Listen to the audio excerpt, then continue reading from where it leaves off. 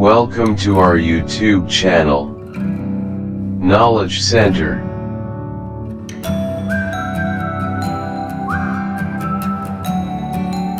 नमस्कार दोस्तों, मैं मंजन एक बार फिर से आपका हमारे YouTube चैनल नॉलेज सेंटर पर हार्दिक स्वागत करते हैं। चलिए आज हम जानेंगे एग्रीकल्चर पोर्शन के अंदर खेती के प्रकारों के बारे में। खेती के कितने प्रकार होते हैं उनसे संबंधित संपूर्ण जानकारी आपको इस वीडियो के अंदर दी जाएगी। तो चलिए जानते हैं। हमारा खेती का जो फर्स्ट प्रकार होता है वो होता है सामान्य खेती। सामान्य खेती का मतलब होता है कि जिस किसान की आजीविका सिर्फ किसान की आजीविका की ही पूर्ति होना, किसान की जो आवश्यकताएं हैं सिर्फ और सिर्फ उन्हीं आवश्यकताओं को पूरा होना सामान्य खेती के अंतर्गत आता है। सामान्य का मतलब होता है जिसमें किसान सिर्फ और सिर्फ अपनी आजीविका को पूरा कर सकता है, ऐसी खेती करना सामान्य खेती कहलाती है। जैसे अगर किसान के पास में एक छोटा सा खेत है तो उस खेत के अंदर वह जो भी फसलें लगाएगा तो वह उसकी आजीविका को ही पूरा करेगा। जैसे उसमें उसने गेहूं लगा दिया, गेहूं के साथ उसने आलू लगा दिए, तो इस तरीके से उसने अपने खेत के अंदर सिर्फ उन्हीं फसलों का समावेश किया जिस फसल की उसे आवश्यकता थी, तो वह खेती हमारी कहलाएगी सामान्य खेती। चलिए दूसरी खेती हमारी होती है विशिष्ट खेती। विशिष्ट खेती, विशिष्ट खेती का मतलब होता है जहां किसान को 50% से अधिक आय प्राप्त होती है।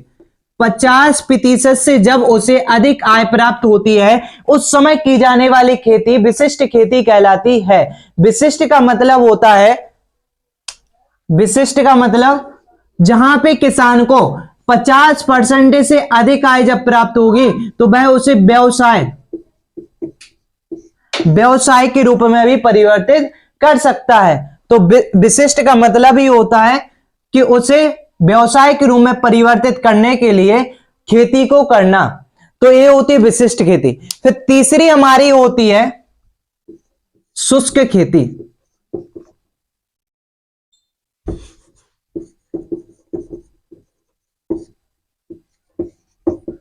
शुष्क खेती, शुष्क खेती का मतलब होता है जहां पर वार्षिक वर्षा कम होती है। जब वार्षिक वर्षा कम होगी उस समय जब वहां पे जो फसल लगाई जाएगी तो वहां पर की जाने वाली खेती शुष्क खेती के अंतर्गत आती है। जैसे मरुस्थल या फिर गुजरात, राजस्थान। गुजरात में भी थार वाला एरिया, इस एरिया में राजस्थान के मरुस्थल भाग में जो खेती की जाती है वो शुष्क खेती के अंतर्गत आती है। शुष्क खेती के अंतर्गत अधिकतर जो फसलें होती हैं वो होती है कांटेदार। इसके अंतर्गत कांटेदार फसलों का समावेश किया जाता है ताकि इन फसलों को पानी की आवश्यकता कम होती है, जिस वजह से शुष्क खेती के अंतर्गत सिर्फ और सिर्फ कांटेदार फसलों को ही लेते हैं। जैसे कांटे के अंतर्गत आता है हमारा बेर। बेर का जो पौधा होता है उस पौधे में कांटे होते हैं और उस पौधे के लिए पानी की आवश्यकता कम होती है। नागफनी, यह ऐसे पौधे होते हैं जिनको पानी की आवश्यकता कम होती है। इस वजह से शुष्क क्षेत्रों में सिर्फ और सिर्फ जो खेती की जाती है वो ऐसी फसलों की होती है जिनको पानी की आवश्यकता कम होती है। चलिए चौथी खेती होती है मिश्रित खेती। मिश्रित खेती का मतलब होता है फसल उत्पादन के साथ पशुपालन। अब यहां ध्यान समझना, मिश्रित खेती अलग होती है, मिश्रित फसल अलग होती है, क्योंकि कई बार कंफ्यूजन पैदा होता है यहां पे मिश्रित खेती और मिश्रित फसल में। मिश्रित फसल, ध्यान से समझना, दोनों कॉन्सेप्ट को अच्छे से समझ लेना। इस मिश्रित फसल के बारे में आपको जो अगली वीडियो तैयार होंगी उसके अंदर मिश्रित फसल का ही आपको कॉन्सेप्ट हम पूरी तरीके से समझाएंगे, A to Z कॉन्सेप्ट उसके अंदर होगा। लेकिन यहां पे थोड़ा सा समझ लेते हैं मिश्रित फसल के बारे में। मिश्रित फसल का मतलब होता है दो फसलों को एक साथ लगाना, दो फसल या फिर दो से अधिक फसलों को एक साथ में लेना मिश्रित फसल होता है। लेकिन मिश्रित खेती का मतलब होता है फसल उत्पादन के साथ पशुपालन, मधुमक्खी पालन, इसके बाद पशुपालन, मधुमक्खी पालन, मछली उत्पादन आदि क्रियाओं को एक साथ करना। आदि क्रियाएं जो है एक साथ में जब करते हैं तब वहां पर मिश्रित खेती होती है। मिश्रित खेती का मतलब होता है फसल उत्पादन के साथ पशुपालन, मधुमक्खी पालन, मछली उत्पादन, इस तरीके की जो क्रियाएं होती हैं वो हमारी सारी की सारी आती हैं मिश्रित खेती के अंतर्गत। और मिश्रित खेती भारत देश के अंदर सबसे अधिक होती है।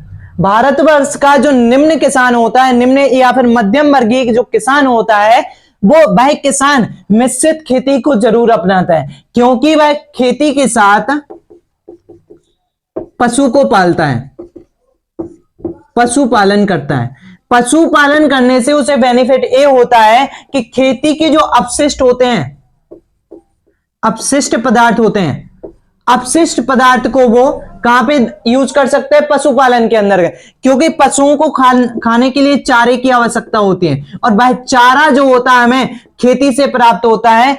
इस वजह से यह वाला भाग सबसे बेस्ट माना जाता है मिश्रित खेती के अंदर।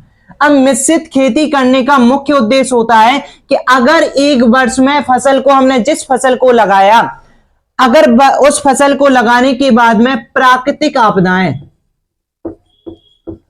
प्राकृतिक आपदा अगर आ जाती है तो उस आपदा से बचने के लिए सबसे बेस्ट ऑप्शन होता है कि उसके साथ साथ हमने दूसरे भाग को भी किया, पशुपालन को भी किया या फिर मछली उत्पादन को भी किया। तो इससे जो हानि हुई उस हानि को कन्वर्ट किसमें कर दिया? इस भाग ने कर दिया, उसकी पूर्ति यहां से हो गई।